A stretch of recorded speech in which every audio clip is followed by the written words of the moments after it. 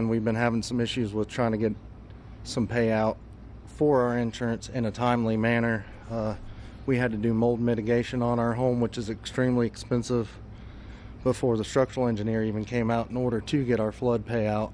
And to me, that was not really acceptable. Has the insurance company been responsive or not really? Not so much. You know, Are they again, gonna give you the money they have to give you? I'm hoping so. And we need some assistance with that. We reached out to an attorney. What's the name of the insurance company? North Carolina Farm Bureau. We gotta move them, right? Yep, That's terrible. that's what we're after Are here. a lot So. of people having that problem too with the insurance?